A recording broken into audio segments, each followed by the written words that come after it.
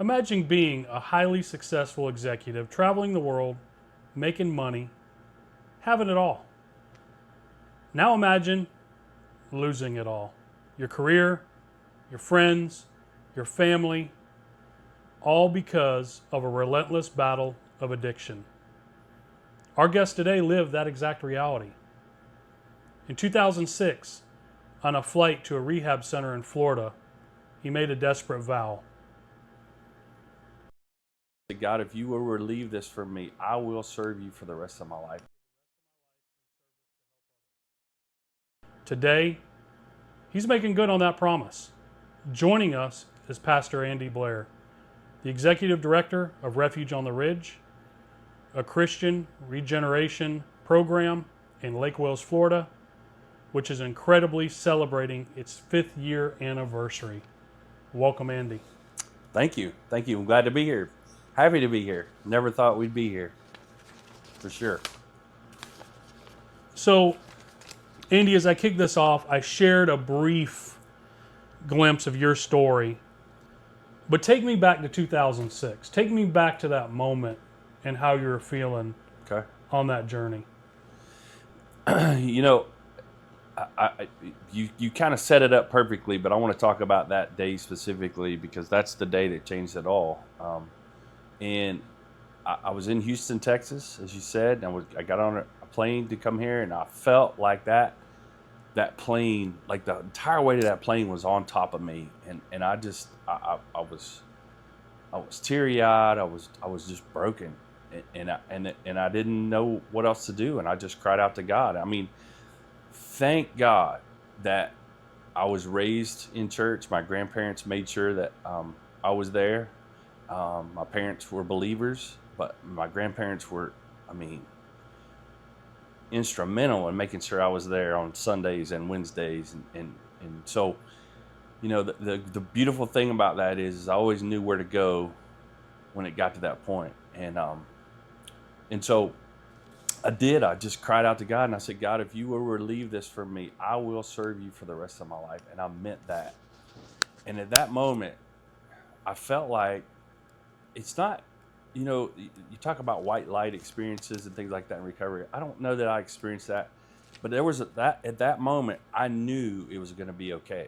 I knew that God had me. I didn't know. I didn't know what that looked like. I didn't know what was going to come next. But by making that vow, I sure didn't know what it was going to cost me, but I meant it, and there was an instant relief on that plane. So that was your breaking point. Tell me, I've heard you mention before that addiction doesn't look the same for everybody. Right. And it sounds like you were living the dream. Yeah. But something occurred that caused it to change. And it spiraled out of control, and it made you go back to something has to change. Right. Walk me through getting up to that point. So, all right. So we had my team had broken the sales records that year. We had overcome. I was responsible for the Gulf Coast region, if you will, and we'd overcome Hurricane Katrina, and we made our numbers, and we did everything everybody said we couldn't do. And so our fiscal year ended in May. I don't really remember the months of June and July of 2006. I went on a self-proclaimed, I don't know, some sort of tour of myself, if you will. And there was a moment when a couple things happened. One, my real father, who died in 1995, was an alcoholic, and I remember his actions, and I remember the things he used to do and whatever. One of the things I always said to myself was, I'll never be that. I'll never let my kids see that, all those sorts of things. So we were on vacation in Destin, and I found myself standing in the middle of the road, directed traffic in the middle, in Seaside. And I remember the motions I was making. I remember the things I was thinking and whatever. And I thought, oh, I am my father. And that was kind of a first like, man, this might be a problem. And then Well, fast forward, because this is where it gets good. Like in this about a 3 week period, I'd gone. I'd gone to my home in Kentucky and just spend a couple days with my parents before going to a sales meeting. And my mother told me that she loved me, but she didn't like me. She couldn't stand to be around me. She couldn't stand the person I'd become. She didn't know who I was. And you That know, hits hard, doesn't it? it you know what? Here's the thing. It Now it does. Then I really didn't care. It didn't phase you. Did not care. So then, a couple of weeks later, I was back in Houston, and I was sitting in the office on a Friday, and I got a call from our HR department, and they said they wanted to talk to me. And I said, okay, well, now's time, because I was in the office. I traveled all the time. So they told me that they were suspending me for an alcohol-related incident that had happened when I was in Destin with my family on vacation. And it turns out none of the allegations were true, which, thank goodness my wife was there and all that. But that was a big wake-up call, because I thought so big of myself at that time that I was running a small, $20 million business unit of this company, and I thought I was untouchable. The delusion that I was under of what a big deal I was. And so they suspended me on that Friday, and I said to myself, okay, because we had tickets. We lived in the Woodlands, Texas. They have a big outdoor venue concert, and Dave Matthews was there that night. So I thought, well, hey, that's no big deal. I'll just go home. It'll give us a little opportunity to get a little revved up before the concert. Just give me some more time. So we went with some friends of ours, who the ironic thing was we met them in church in a small group and whatever. He became my running buddy, and so we went to the concert.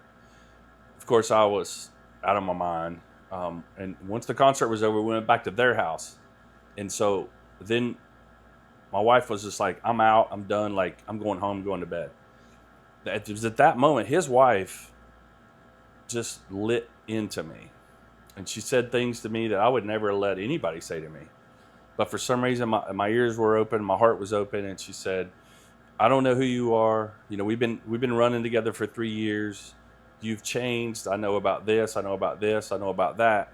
And then she said, I don't want you hanging out with my husband anymore. And I thought, wow. So here we are in the span of about 3 weeks. My mother was done. My marriage was all but done. I mean, my wife was done. I thought, I didn't care at the time. I thought.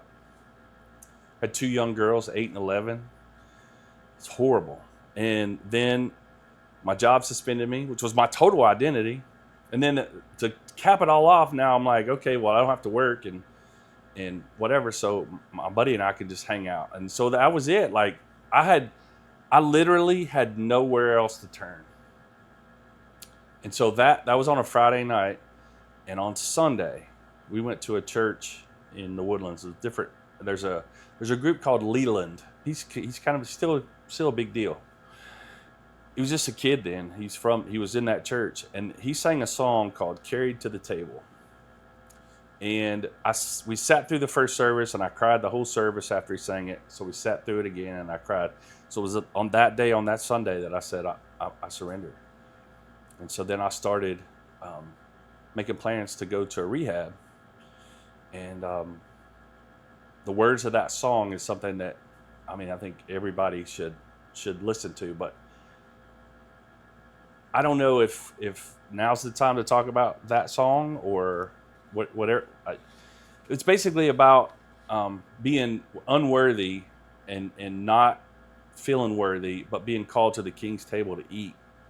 And that's how I felt at the time, that even though I wasn't worthy, God still wanted me to come and to be part of Him. And I just, even today, 19 years later, it's amazing to me, everything that lined up to get me to where I was going. And so I started making calls that day. And on Thursday, I was in rehab. You were on the plane headed to Florida. Yeah. Going to rehab. So that calling, that That wake-up call, literally losing everything. Yeah. You literally lost everything within 3 weeks. Absolutely. And it was until you sat through service and you realized something's got to change. Yep. That you went to rehab. Yep. Sends chills up my spine. That's all I'm going to say. What's that? It sends chills up my spine. So there's more to that story if you want to get into it. This is your story to tell. So then I go to a place. I'm doing a worldwide search for rehabs, right? I mean, Betty Ford, Malibu, whatever. You know, the best places. Nothing's too good for me, or nothing's good enough either way. And so one of the important things is I'd been, like I said, I'd been suspended pending the outcome of this investigation, and one of the things I thought was so important is I had to be able to take my cell phone, and I had to be able to run my business because. Well, I quickly found out that wasn't possible, but I did find a place that kept coming up. Back in 2006, these places like today, you could look up Refuge on the Ridge and it'd show you where it is and all that. Back then it wasn't. So anyway, after a couple of days just wearing myself out, this one place kept coming up. And so I finally called and talked to the people, and they're like, well, yeah, sounds like you need to come. And so that's a process. And so they told me, here's what you need to do. You need to get on a plane and go to just get a flight to Tampa, Florida. There'll be somebody there to pick you up, and that's all the information I had. So I did. Now let me give you some of the backstory. When I was a child, I told you my real father was an alcoholic. He was a CPA in Moorhead, Kentucky. He used to go to Treasure Island every summer for 3 or 4 weeks, and I had a great aunt that lived there who was also an alcoholic. But we would go there and stay, and he would get drunk, get arrested. I mean, depending on the night, if he was drinking, if we went to dinner and Dad had a beer, it was going to be a good night. If he ordered a martini, it was going to be an ugly night. And I loved it there until I got to the age of 10 or 11, and I thought, you know what? I don't have to go.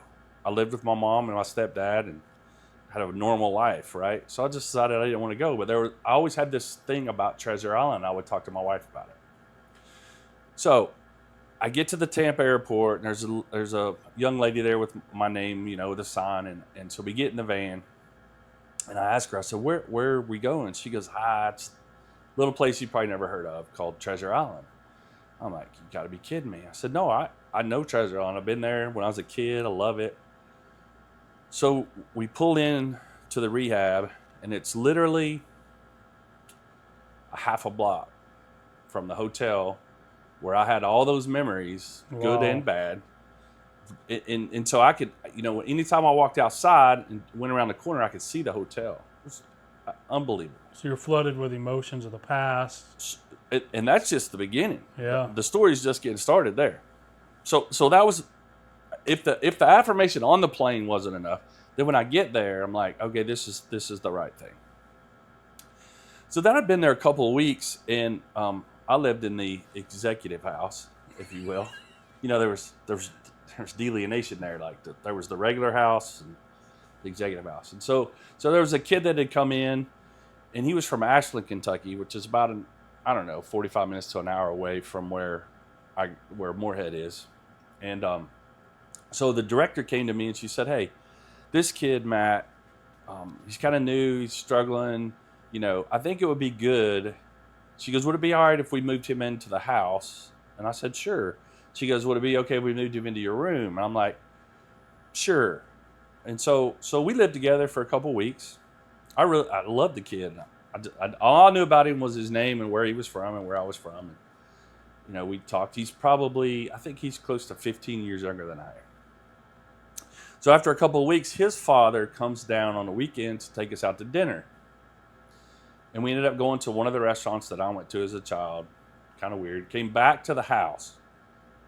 And so we're sitting out on the back patio, and his father, this kid's name was Matt. His father says to me, so Andy, Matt tells me that your parents are retired teachers. And I said, well, they are. My stepfather and my mother are retired teachers. They live in Mount Sterling, just on down the road a little bit. I said, but here's the funny thing. I said, I know Matt's from Ashland. And I said, but my dad had a business partner from Ashland, and he looks at me and he says, "You're Larry Blair's son." Wow.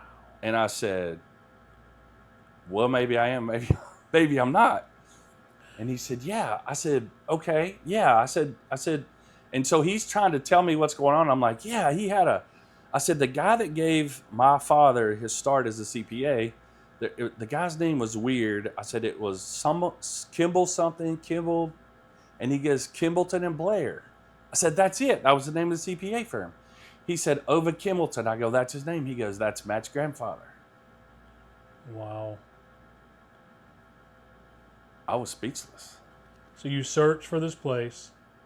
It keeps coming back to you. You don't really know where it's at. You come to Florida. You end up a block from the hotel where you used to come as a family. Yep. And not only to make it closer to home, the kid that moves in with you is a grandson of one of the founders of the CPA your dad was a part of. Yeah. Yeah, gave my dad his start in business. And I'd met him. Like I said, my dad had died in 95. And I remember, this is kind of a side note, but I remember before he died, he gave me a book, the big book, Alcoholics Anonymous. He died sober. He'd been sober 6 years. And he said to me, "If you ever need help, the answers are all in this book." And anytime I would drink and read that book, I never could find the answers. But you know what I'm saying? Yeah. And so another thing, a few years later, this is another side note, my stepmother, this was after I'd been sober about 3 years, sent me my father's AA big book. And inside that big book was it's called a when and where. And they're in every city in America when the meetings are and where the meetings are. And in that big book was a when and where from Pinellas County. And all the meetings were marked in there, the beach meetings, Blind Pass, the Alano Club, all those sorts of things. Those are all the exact same meetings. I picked up my white chip at the Alano Club, which was a meeting my father had been to many years before. Now I got chills. That's amazing. And so after that thing with Matt and all that, I'm just like, this. I mean, I thought. I mean, I had a belief in God, but it was now my belief. And I always tell people now, if you don't believe in God, believe that I believe, because let me tell you this story. He had to paint you the picture like Bob Ross, very slowly. Gosh. Right. And he could only give it to you in bite-sized pieces because you probably would have freaked out. Yeah. He said, "I'm taking you to Florida first." Yeah. You get to Florida. Yeah. And then you go to the beach, Treasure Island, right? Little bitty Treasure Little Island. bitty Treasure Island. Put you in a house. Next thing you know, kid comes knocking. Yeah. And it's all full circle. I mean, if that isn't a message about you're in the right place, right, and he painted the picture for you to be there, sure did. I don't know what is. Yeah. Yeah. And then for you to pick up your first piece. So the white chip. Yes. What does that represent? That's a sign of surrender, and that just says, "Hey, I want to change the way I live, and I'm surrendering my drug of choice, alcohol, whatever, and I'm going to take this white chip." And then you get one for 30 days, 60 days, 90 days. So you met this kid. Yeah. You had this epiphany happen right there. Yeah. How long between then and you going to that meeting to get that white chip? Okay, so that I got the chip on the first day I was there. Oh, the first day. So you surrendered the first day. Absolutely. I mean, I went there. So you didn't wait. You jumped in. I went there ready to change my life. Like And you're probably sitting there wondering, am I really doing the right thing? Where's my... Because I can only imagine if I'm sitting there and I start seeing these emotions and memories. Yeah. My dad drank at that exact hotel. Yeah. I had good memories and bad memories. Right. I would be mixed with emotion going, is this really where I need to be? Something's... Right. I feel like it'd be mixed message where you're telling me you got the chip, you were committed. Yeah. And it sounds like it was only further solidified as more things started coming too. It just kept coming. That is amazing. That is amazing. And then there was questions, obviously, from the work side of, okay, was he just going to get out of trouble, or is he really going to do? So I'll finish the rehab story up. So when I got out of rehab, I had to fly to Chicago, and I thought, well, they're going to fire me, or not. I don't know. And so here's the thing. So well, how long was this program? Give us a time. How long were you at this house? Well, That's a great question. It's one of those traditional type 30-day programs, but I was there about 60 days. So you were there 60 days. And when I tell you I was there 60 days, I got everything I could get out of that program, man. I did it. I did everything they asked me to do. I did things they didn't ask me to do. I wanted to change my life so bad. And so when I flew to Chicago, this is what they told me. They promoted me. So they moved me from Texas and moved me to Florida, and they said, you got two options. You could live in Orlando or Miami. Now, I don't know about you. Nobody wants to live in either one of those places. I said, how about I live in between? How about I move to Tampa? And they said, okay. So that way I could handle the Orlando market and the Miami market, because that's in between. We in Florida now know it's not in between, but they live in Chicago where they So they don't know. So anyway, that was in October. We sold our house and we're living in Florida in December. And the reason why that's so important is because I had that support group of all of the AA meetings, and we found the church very quickly, and it just everything changed. So did that book help you in your move? The book your father gave you? Oh, absolutely. The meetings, because you got your first chip there, but now you're moving back to Florida. Yeah. Tampa's not very far from those same stomping grounds. So how did you go to this book to get those meetings? How no, I already knew. I already knew all the meetings. You already went through it. Yeah. That 60 days, you done learned the lay of the land. Well, right, because I didn't get the meeting list until 3 years later. Oh. I'd already been going to those meetings for 3 years when I got the list. So more affirmation to find out that my father had gone to those meetings during the summer. Yeah. Wow. Yeah. So it felt like not only was it the right move, but it just the picture was painted for you to be there. Right. You just had to surrender yourself, get through the program, right, and commit to finishing. Yeah. Now, when you decided, when you went to Chicago, they're probably going to fire me. Right. And they gave you the option to go to Tampa. Yeah. Was there an emotion of going to Tampa, or did you feel like, man, I can go right back to my same support group? What? Yeah. That was a decision. That was why I wanted to go there. Okay. It's because I felt safe there. And I didn't know anybody there, other than the recovery community. So it was the right move. It was the right move. So this happened December of 2006? Yes. We could go on for a long time. I could dig into the story a lot more. All right. But I want to fast forward a little bit, because 2006 to 20, you did quite a bit. And it looks like in 2020, you started serving as a family life pastor. Now, I need to understand, you were in Tampa. Okay. Number one, how did you find Lake Wales, and what made you change to go from some sales executive at a big corporate office, living in the executive house, as we called it earlier, right, to now I'm in Lake Wales and now I'm a pastor at a local church? I'll try to give you this in a couple minutes. So finally in 2010, I decided I got to give this up. I've got to pursue ministry. I was doing a lot of volunteering in youth ministry. I was spending 20, 40, 50 hours a week volunteering. And one of my mentors looked at me and said, when are you finally going to just give it up and pursue your calling in ministry? So fast forward a couple years, I started my ordination process in 2012.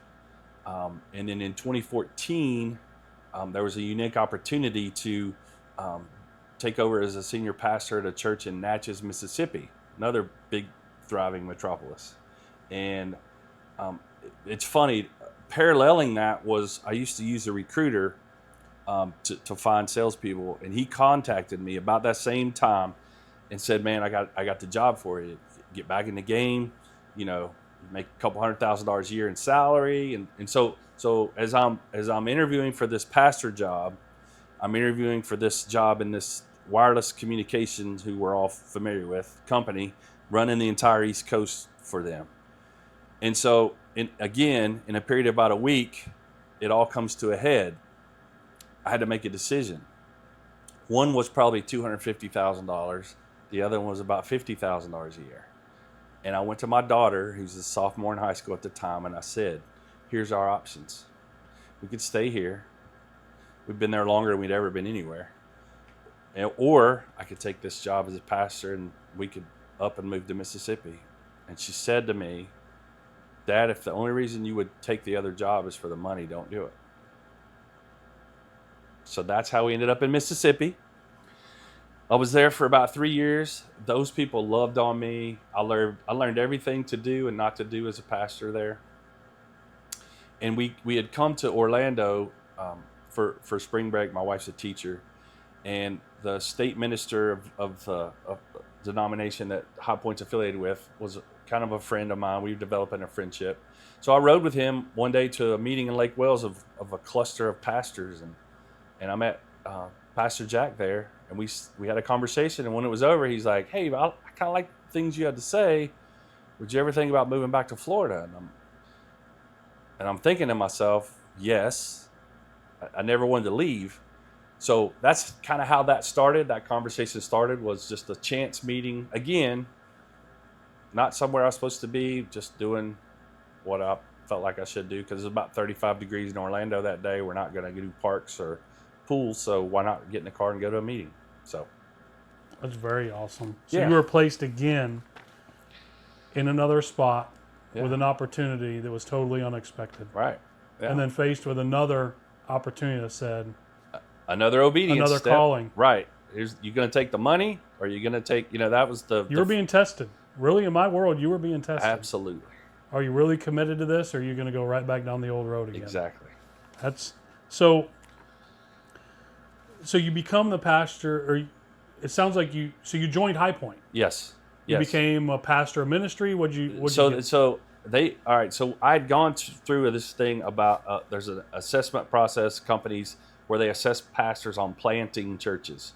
Okay. So I'd been asked to do that. We went through that process, and we were said, yes, go plant a church somewhere. One of the things they suggested I do first was go be on a staff at a church, because I took over as a senior pastor of a church. I'd never preached a sermon in Mississippi. So I was the pastor, the caretaker, the janitor, everything.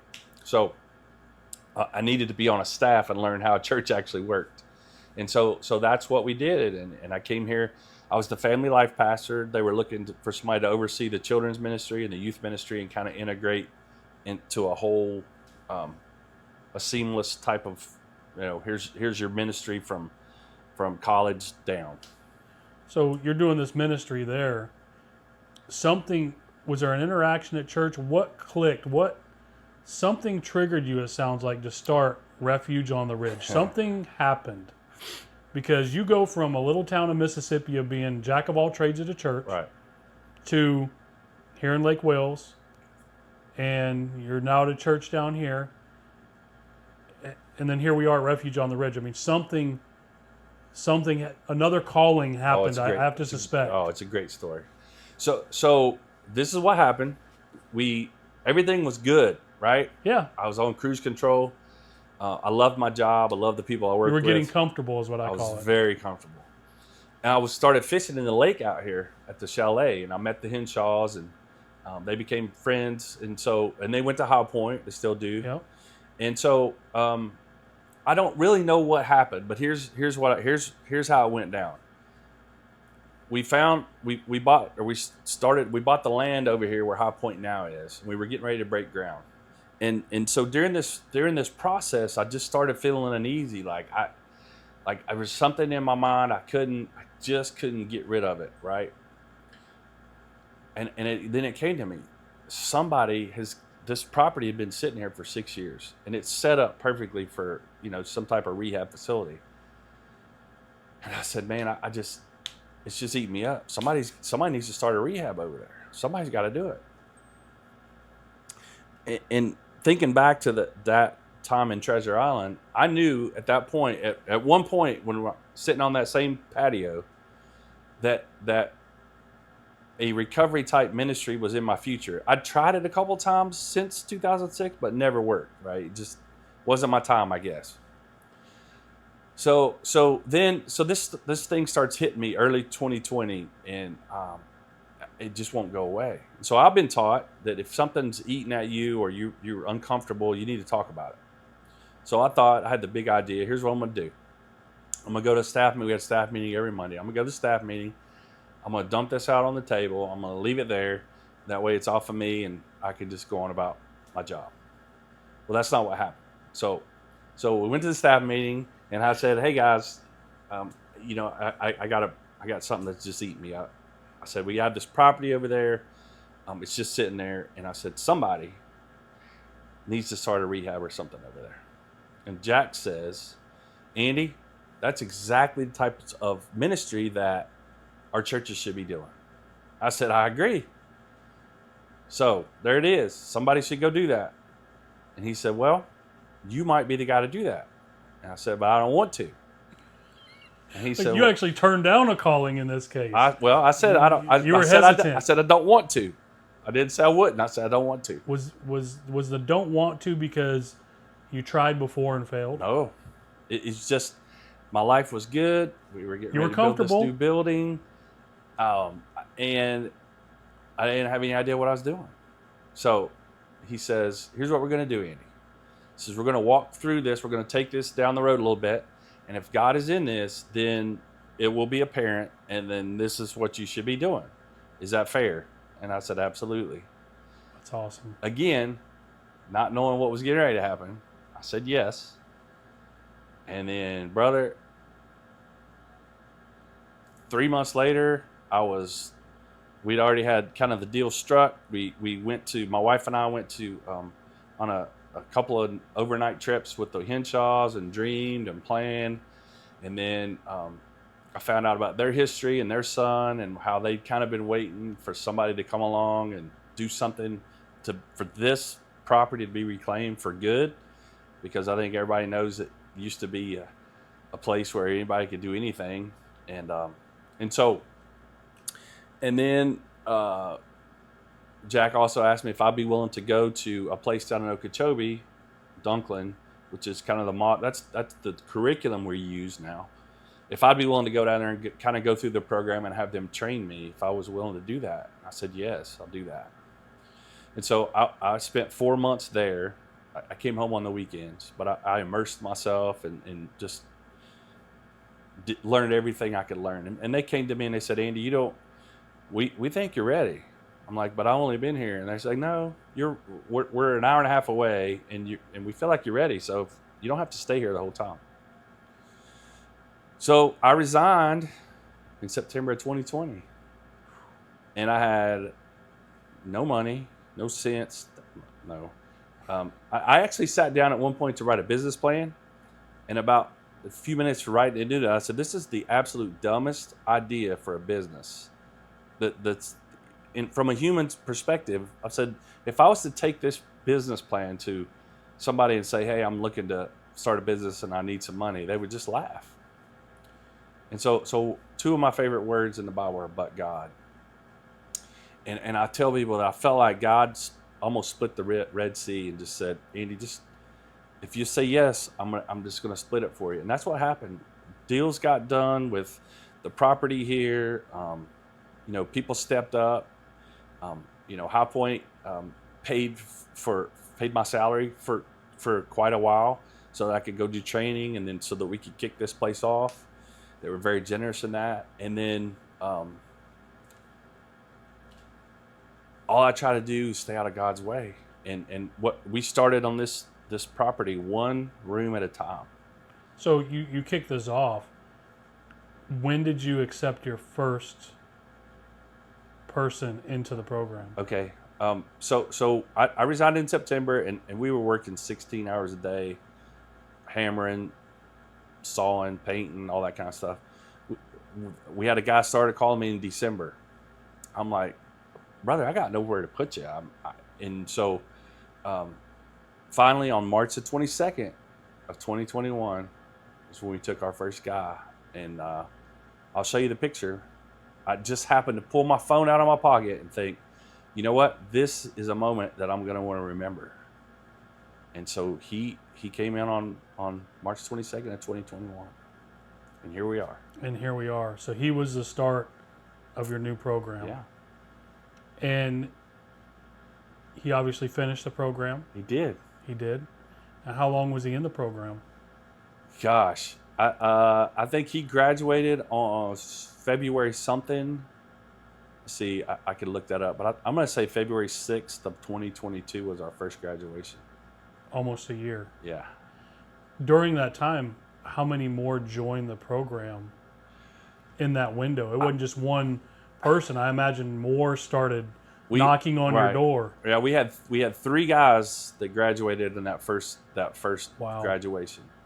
I was just looking at pictures yesterday about of the room that we were in, of the people that were at the graduation, and then we had a graduation February 1st this year. We were in the huge sanctuary at High Point, and we had 8 guys, and it was just I was overwhelmed. How do we go from 30 people in a room to 300 people in a room? It's overwhelming. It's amazing. The calling, you answered the call, and it was answered. Now, the one thing I picked up on is I've not heard this program called a recovery program. Okay. I think you're calling it a regenerative program? Regeneration, right. Regeneration program. So help me understand why it's not recovery. Why is it regeneration? Okay. So that's, I'm kind of a word guy. I'm a reader, and I think words mean a lot. And so I had a really hard time coming up with a name. I didn't really like Refuge at the beginning because it was almost like a hideout in my mind, right? I had to work through that to say, no, a refuge is a place to come and get out of the fire and come and get out of the chaos and all that sort of stuff. That's a refuge, right? So what did you call it in the beginning? It sounds like it wasn't called Refuge. It wasn't. There was. There was no name. No name. I mean, I named it before we opened, but I wrestled with these things, and so then this is rehabilitation. Again, in my mind, a rehab. So when I rehab something, what am I doing? Putting it right back the way it used to be. Right. I'm not interested in that. So I have pictures of guys, and I show them their pictures when they get here, and I'm saying, is this what you want to look like when you leave here? Well, no. So I'm not interested in rehab. I wasn't interested in rehab. I didn't want to be that same person. A regeneration program to me means I'm going to rebuild myself. I'm going to transform myself. That's why we call it a regeneration program. You have a mission. Yes. And maybe one of your first guys is a story behind that. Family is one of your big items, and you really want to, we've bared witness to how bad one person can affect a whole family. Oh, yeah. And you're about rebuilding the family as a whole. Mm-hmm. Is there a story you could share with us about how you got to bear witness to somebody going through this program, regenerating them, and getting them back with their family, getting them back involved? Maybe walk us through one of those. I'm sure you have many stories, but one of those cases where maybe it was impactful to you. I mean, maybe it was another one of those moments where the picture was painted clearly as to make you understand, this is why I'm here. This is my calling. Well, let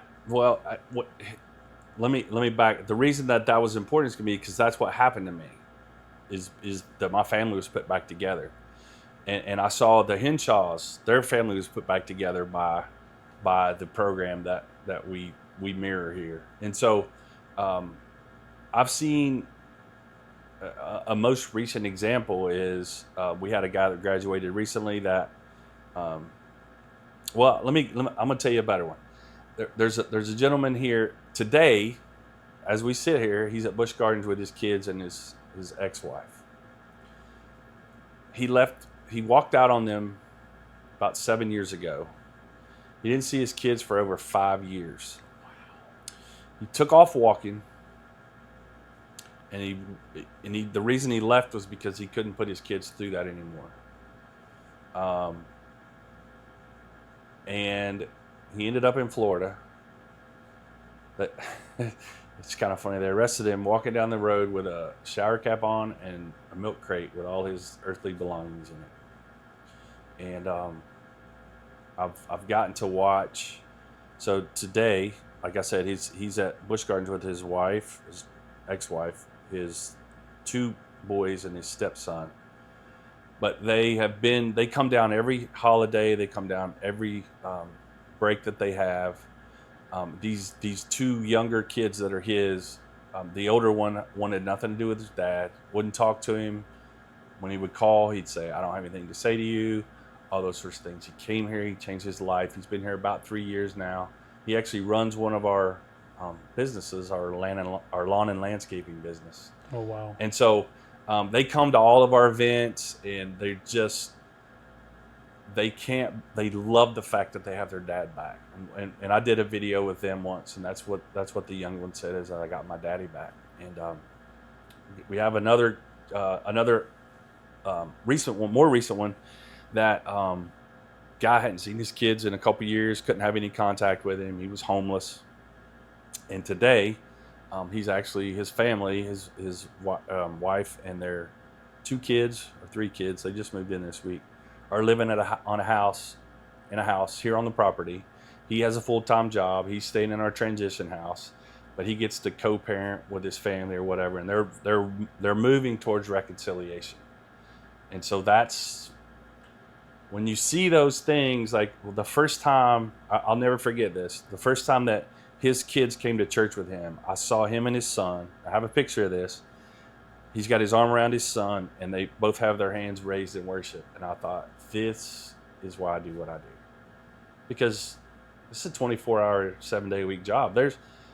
We all live here that work here. There's no off switch here. And I think you're bearing witness to, they start to realize that it wasn't just their life they were affecting. Oh, yeah. They start to reflect. Yeah. And as part of the regeneration process, Right. I think they understand, I affected kids, Yeah. spouses, and everybody else in a bad way. I mean, I'm listening to you tell a story about the gentleman that his kid didn't want to see him no more. I didn't want to talk to him. That's got to weigh heavy on a gentleman. Let me grab. I got some statistics here for you. So, are you ready? Yeah, I'm ready when you are. So here's some facts that we just came up with for our 5 years, and maybe this will start some questions. But we've had 64 men who have successfully commenced from our program. Wow.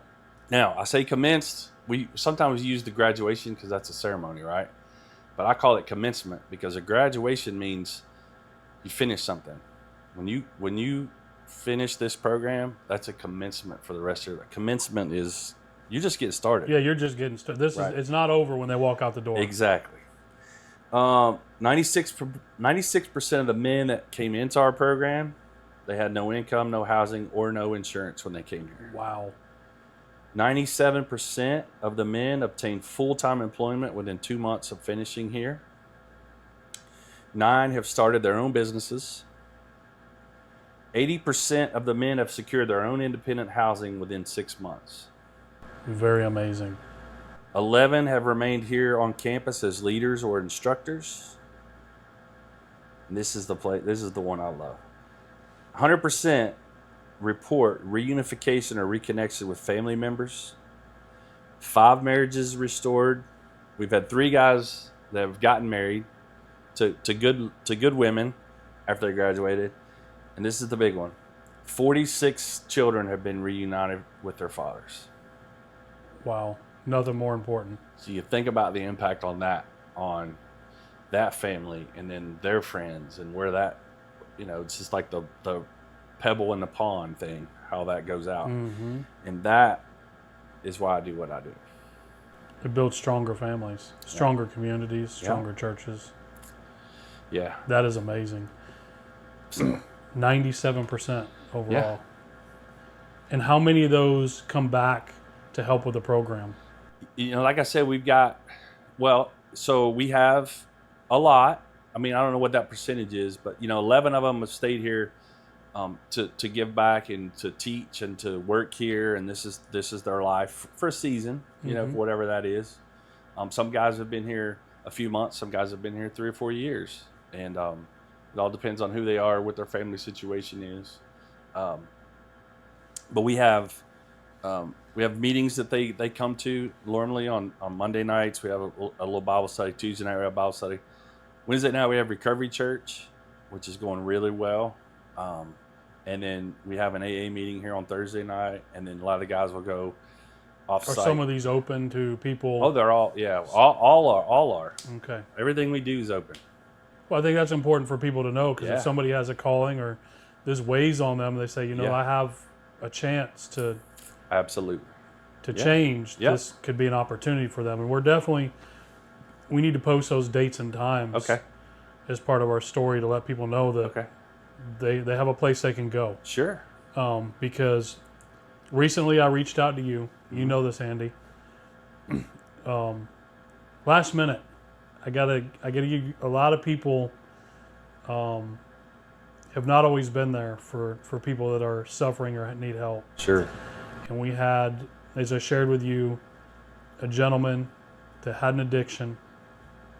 Unfortunately, he was unable to beat it. He Right. passed away from his addiction.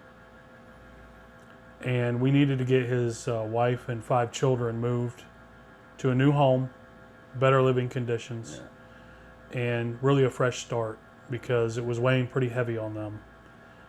And last minute I called you, and I think your comment was, how many hands do you need? And I said, 4 will be more than enough.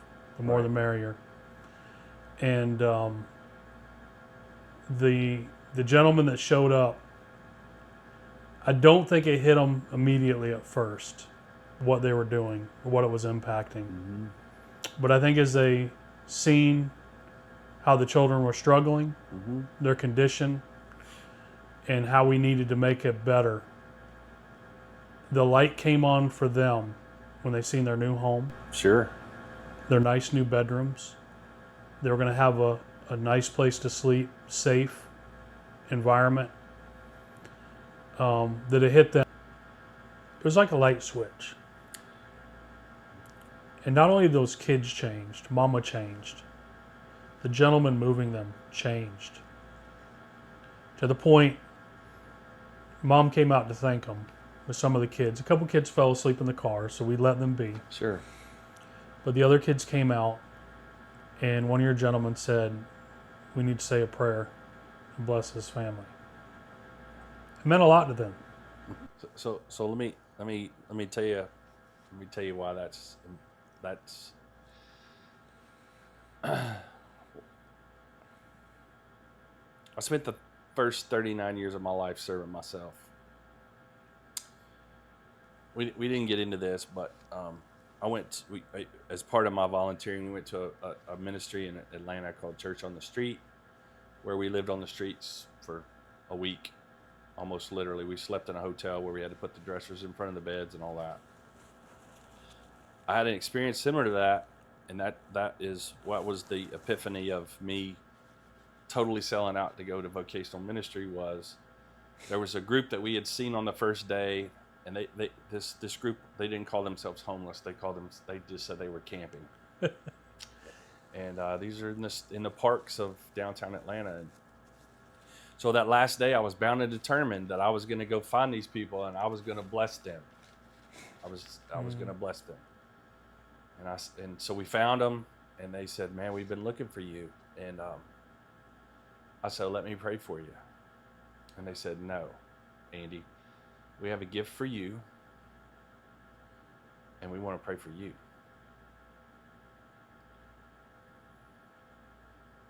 That feeling that I got that day was the feeling that I've looked for my entire life. And so from that day forward, I figured out that serving, Jesus was very clear in the Bible. He didn't come to be served. He came to serve. Mm-hmm.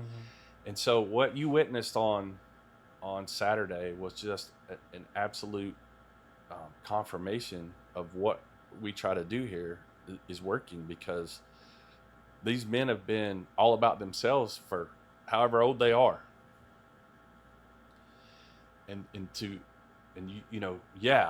Maybe that family was blessed, Kip. Maybe you were blessed. But the funny thing about serving is that those men that spent that day with you, they're the ones that ultimately got blessed. And so the other thing that we do here is our guys average 150 hours a month of service to this community. It's amazing. We help. I don't want to give up names, but I had a lady who's very active in the community. Two weekends ago, we were helping put up festival stuff and all that. And she says to me, Andy, I don't know how anything gets done in this community without your guys. There's no higher compliment for me, because that means we're being Christ-like. That means we're getting outside of ourselves and serving others. And that's the difference in what we do here versus a traditional type of rehab. It's all about, there's education. That's what rehabs have. They have education. They have structure. They have medication. What we have here is true heart transformation. Mm-hmm.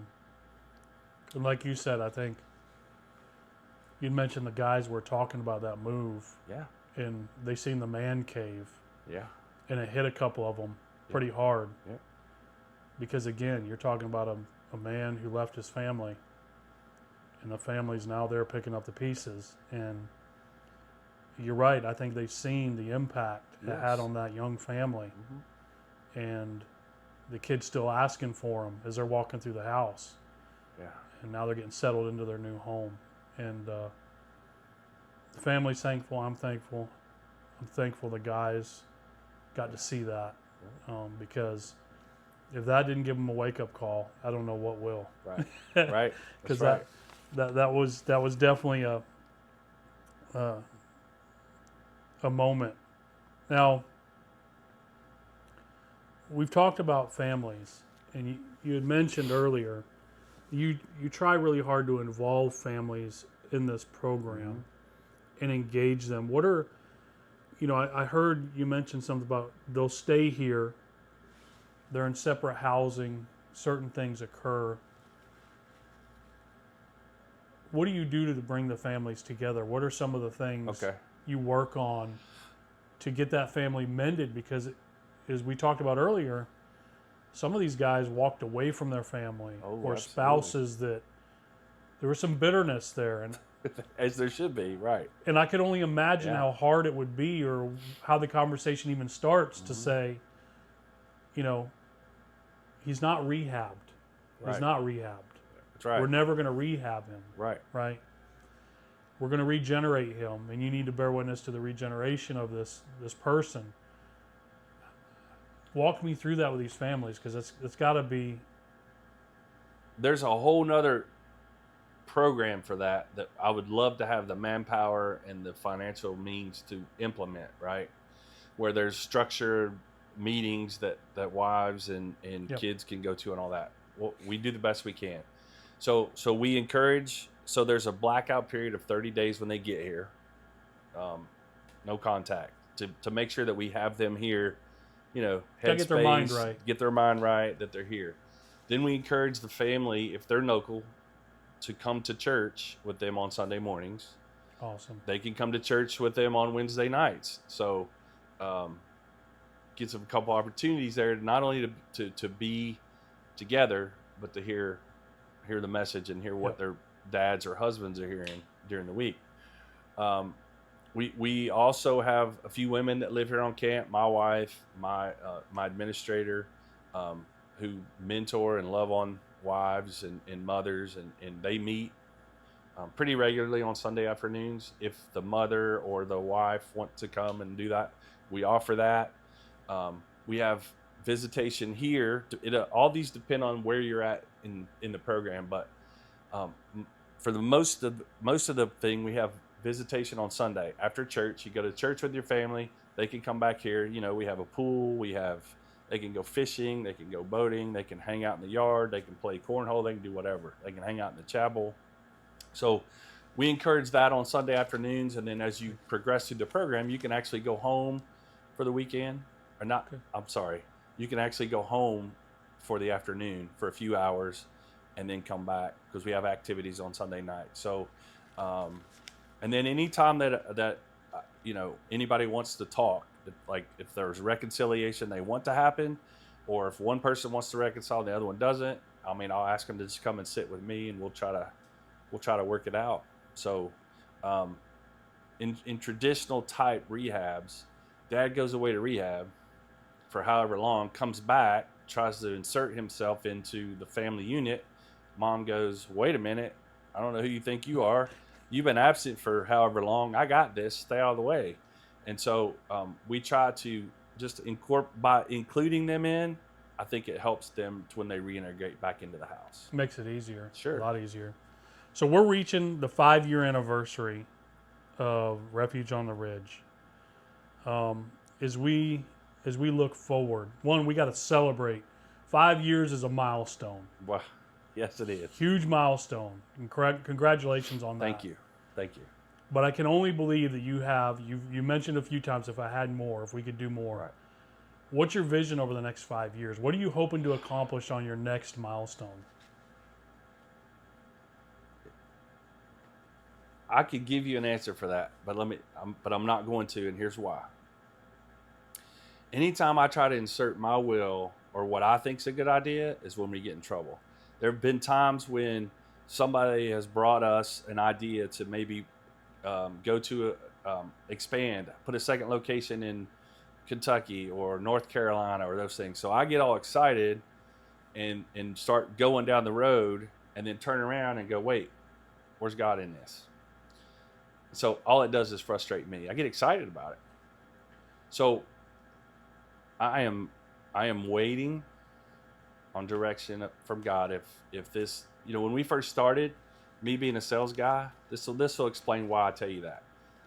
We got to like 15 guys, and I went to a very wise person. I said, "Oh my gosh, we got to figure out how to get more people in here because, we're halfway full."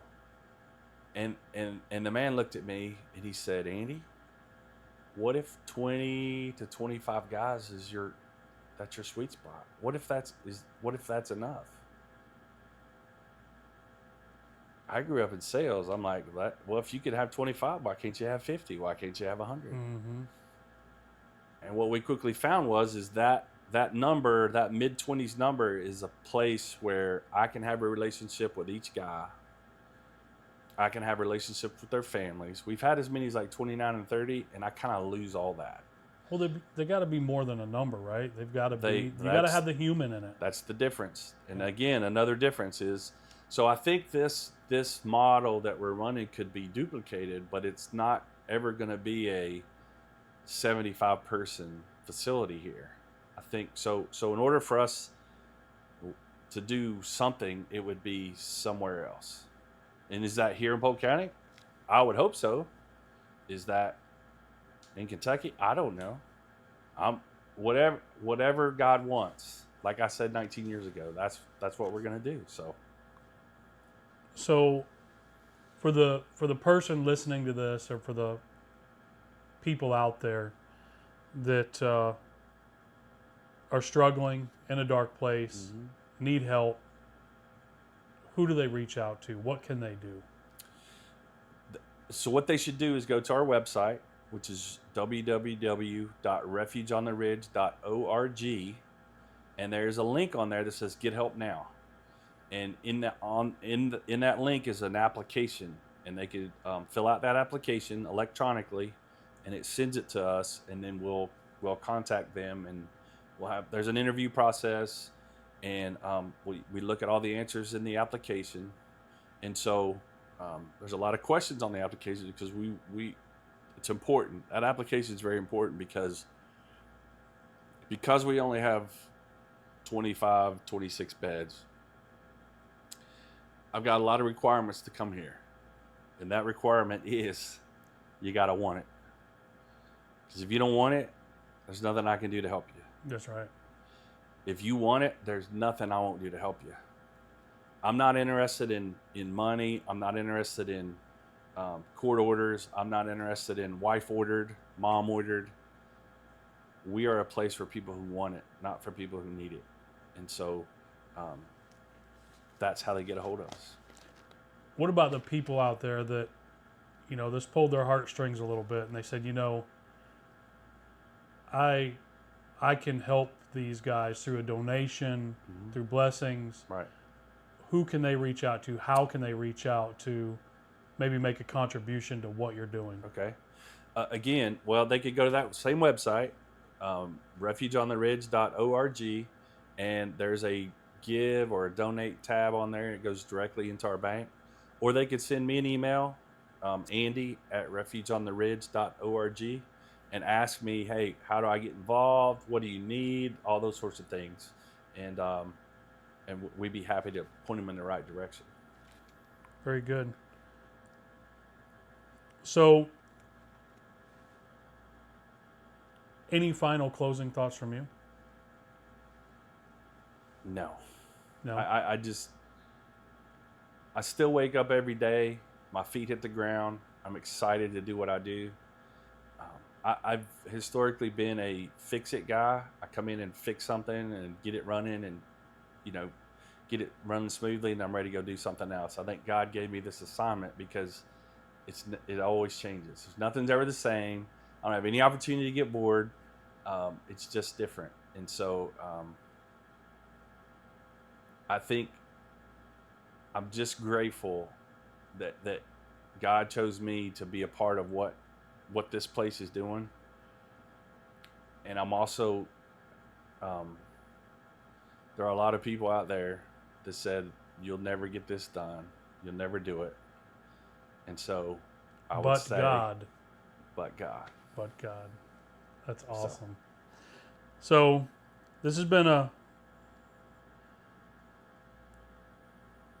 good story, a powerful story, one that I think people need to hear.